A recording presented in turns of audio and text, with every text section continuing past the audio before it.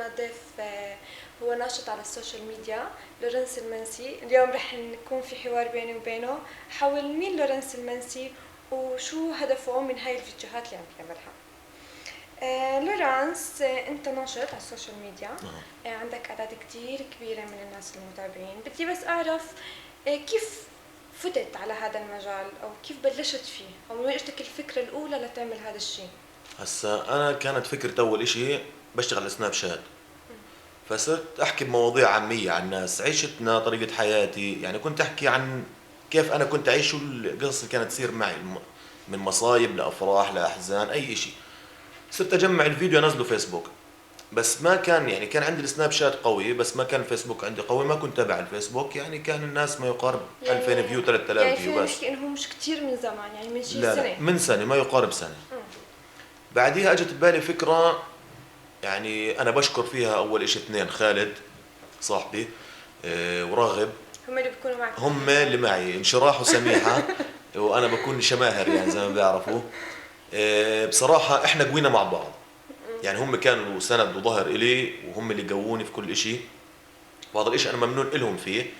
طلعنا بفكرة، اول فكرة سويناها كانت انه كيف لما يطلع للبنت حبة على وجهها، والحمد لله يعني لقينا اقبال ونجاح من الناس انه حبت هاي الشخصيات سماهر وسميحة وانشراح. احنا ما كنا هذا الاشي متوقعينه وظلينا شغالين على نفس الموال. طيب يعني هو يعني شو اللي خلاك انه بدي اعمل فيديو؟ انه بالعاده هي المواضيع انه الناس تكون انه لا انا ما بدي اصور حالي عشان الناس تشوفني، لا شو اعمل فيديو والناس تضحك، انه شو اللي اجى هيك؟ يعني شو كان، يعني شو اللي خلاك يدفعك لهذا الشيء؟ هسا هي مش انه ما كانت، لانه انا بحبه وخلص بدي مش أعمل. انه الشعب عندنا انهوس بالشهرة، بس انه سويناها من باب انه يلا زي مزح بمزح وسويناها.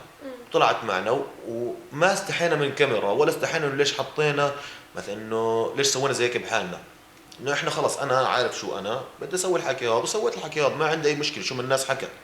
بس الحمد لله لقينا اعجاب 95%، ولقينا 5% مش عجبهم، ال 5% قدرنا نكسبهم. بس احنا يعني بشيء جدا ممتاز ماشيين فيه بالنسبه لي. لورنس، هلا نحن مثل ما بنعرف انت طالب بالجامعه. مزبوط.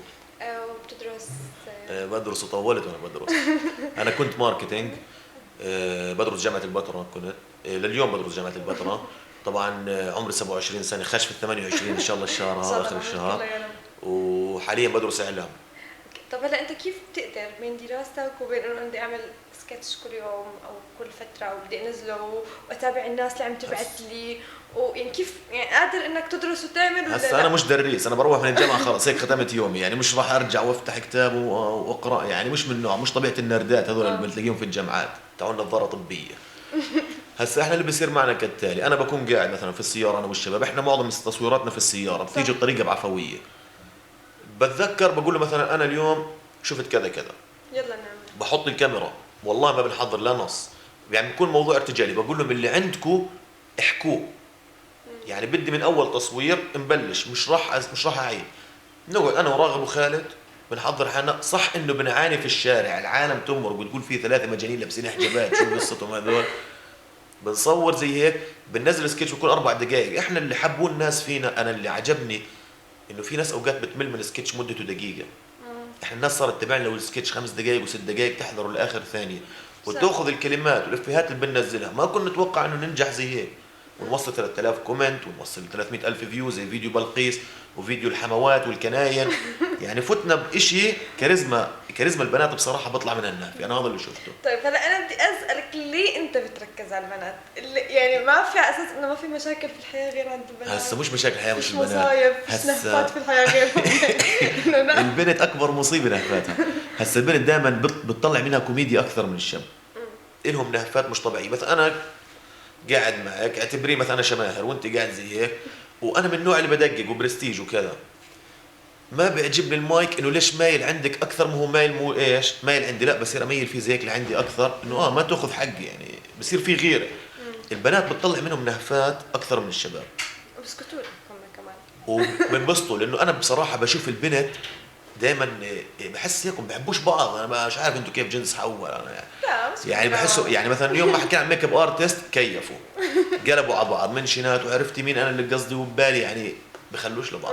يعني عليهم نهفات حلوه البنات اكثر من الشباب. الشباب اذا بدي احكي عن واقع الشباب راح يكون واقع تحرش، واقع مش حلو. واقع يعني واقع نكد شوي، فاهم علي؟ لا انا بدي اخذ الواقع الحلو للناس، لانه الناس صراحه حاليا بدها مين يرسم بس مع وجهه، واحنا كسبنا هاي الشغله وقدرنا نرسم بس مع وجهه. يلا ان شاء الله يربى. الحمد لله. هلا انا بدي بس اسالك سؤال. هلا انت نزلت اول مين نزل عن قصه بنت تولين. مزبوط تولين. هلا انت شو اللي لفتك بقصه تولين كطفله مريضه بتعاني بدها علاج، مع انه في كثير بالاردن اطفال مرضى واكثر منها صح. وامراض بتوجع اكثر من تولين، شو اللي لفتك فيها يعني؟ هسا اللي لفتني اول اشي لما شفت القصه شفتها على بيج ناس عمان، صار يبعثوا لي اياها الناس، لورنس عندك ناس نزل القصه باقي الناس عرفت فيها. فوت قرات القصه حزنت عليها، بنت صغيره 5 سنين بتغسل كلى، اكبر مصيبه في العالم. اللي اذا الواحد بغسل كلى على عمر 30 و40 سنه بتعب، كيف لما تكون بنت صغيره صف خامس؟ رنيت على ابوها حكيت معه كيفك عمي شو اخبارك، استاذنت منه في كل شيء، كل كبير وصغير استاذنت، قلت انا زلمه بدي اساعدك من الالف للياء، لله بالله ما بدي اي شيء منك. نزلت القصه الناس تفاعلت مع القصه تولين، والحمد لله بلشت توصل، وصلت مجلات، وصلت معظم الناس المشاهير، وصلت لبرا، وصلت يعني مجله بدبي كتبت عن قصتها، ناس بامريكا صاروا نزلوها على مواقع. فانا تفاجات انه وصلت، والحمد لله قدرت اوصل الفكره للناس عشان نساعد هاي البنت. وغير هيك البنت معها كمان فشل بالكبد، معها مرض بالكبد. صح انا قرأت قصتها شفتها. لما انا اجت علي فتره فوت مستشفى، شفت الناس اللي بتمرض شو وضعها، يعني قعدت فتره بالمستشفى وعارف شو المرض وعارف شو الناس لما يعني حسيت في هاي البنت خاصه من هي صغيره. وانا والله احب مع قلبي اساعد كل شخص، بس ما قدرت. صارت تجيني بعد قصه صارت تجيني قصص كثير انه ساعد كذا وكذا، بس ما بقدر اعجق حالي، مش انا بديش اساعد فعليا، مش قادر الحق على قصه تولين لحالها. صح. كيف الحق قصه 4 5 اشخاص؟ صعب، راح اعجق الدنيا والخبط حالي. فرحت عليهم على البيت، طلعت معها لايف وحكيت قصتها، وشفنا اهلها جدا جماعه اوادم وطيبين لاكبر درجه. وغير هيك انه كان عندها اخو اصغر منها كان نفس المرض توفى نفس المرض. فحبيت انه هاي البنت وعمليتها برضه مكلفه $300,000 مش مبلغ سهل بالمره. حبيت انه اوصل صوتها للناس، على الله ربنا يقدرنا انه الناس هاي تقدر تساعدها. والحمد لله انا الخير اللي شفته في الناس اللي عندنا اقسم بالله العظيم تفاجأت فيه. طلاب مدارس من مصروفهم يساعدوا، تخيل شو طالب مدرسه باخذ ربع نص دينار كثير دينار.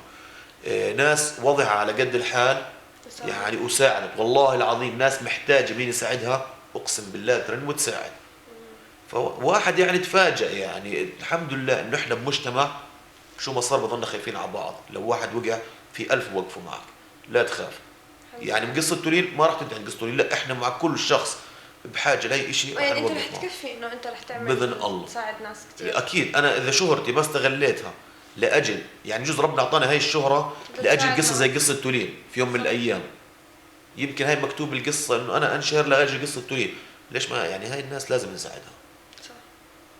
طيب لورنس بدي تحكي لي هلا باخر شيء، انت شو بدك كمان سنتين لوين بدك توصل؟ انا تضلك بهذا المجال اللي حابب تتطور اكثر، ممكن يعني تفوت مجال انك تمثل او لا، ولا بدك تضلك بس بسكتش وخلاص بكفيني؟ انا راح اضلني بالسكتش، هذا شيء طبيعي، بس انا عندي حلم حياه وبضلني احكي للناس على سناب شات، بقول لهم يا اخوان راح يجي يوم من الايام وتشوفوني ببرنامج صباح الخير يا عرب على الام بي سي، وانا بدي اطلع ببرنامج على الام بي سي وصباح اسميه صباح الخير يا متابعين. يعني امنيه حياتي اني اوصل الام بي سي، وباذن الله راح اوصل هذا الحكي ان شاء الله. يعني حاط هذا الهدف قدامي، وفيش شيء مستحيل، كلمه مستحيل هي اصلا هاي بتخرب الدنيا. يعني هذا هو حلم حياتي، واذا قدرت اوصل اكثر من هيك هذا فضل من الله. الحمد لله. يلا الله يوفقك يا رب. الله يخليك يا رب. شكرا كثير لك لورانس. ولو انا بالخدامه استمتعت فيك. الله يسعدك يا رب. ظريفه اكثر من الموبايل حتى. الله يخليك. ثانك يو كثير لك. الله يسعدك، كله من ذوقك، شكرا.